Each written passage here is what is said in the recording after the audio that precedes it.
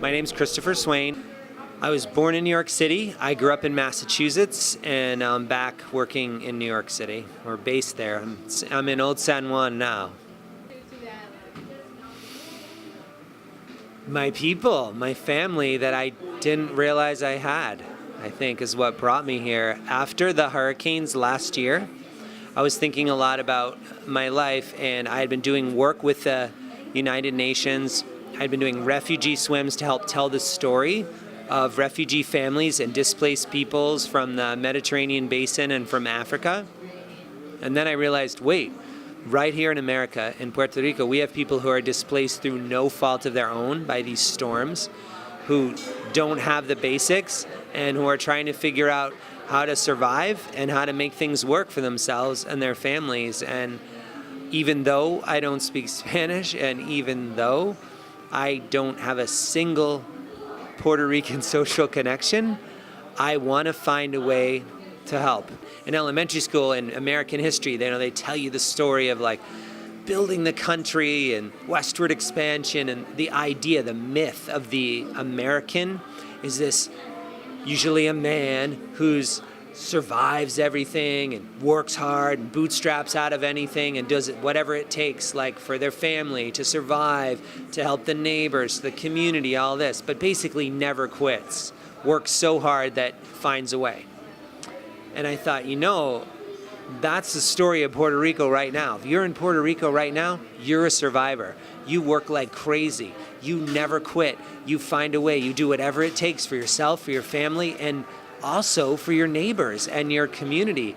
And that's something beautiful, and that's something American.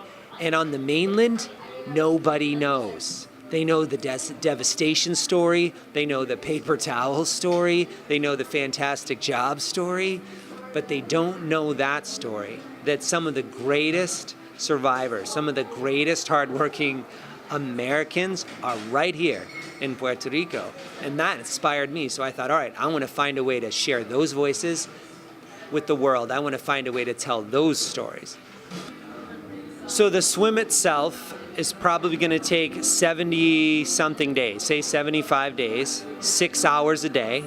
When I talked to the Coast Guard about the weather and the conditions, they said best bet is starting like late January, go as far as into June. You might need 150 days to get 75 good days in the water.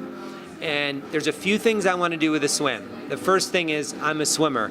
So in swimming all the way around Puerto Rico, it's like I can metaphorically put my arms around Puerto Rico, right? I can offer myself in that way. Another thing I want to do is along the way, I want to use the swim as a way to meet people, hear their voices, gather their stories, share those, in the blog posts, on social media, in the documentary that we're making, in the book of friendship that we're building, all those things, so that it changes perspective of people on the mainland. Like if you hear someone's story, you're not the same as before you heard the story. It's individual stories that can often change us and change our perceptions.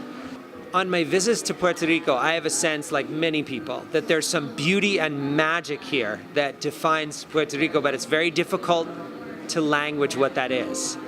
But the art, the music, the dance, the theater, the food, the poetry, the writing, all of these, the colors that you see here, the natural beauty of this place, these beaches, oceans, mountains, rainforests, all that together to me represents like the beauty that Puerto Ricans create and the beauty that is Puerto Rico, and all that makes some kind of magic that draws people here. So I was thinking, okay, once you get the lights back on, once you get the supermarkets open again, once you get gas at the gas stations, what really makes a civilization isn't those things. Those things help. What makes it is beauty. That's what makes life worth living, right? Experience this. Puerto Rico, if you get here, if you experience these people and this place, it sells itself.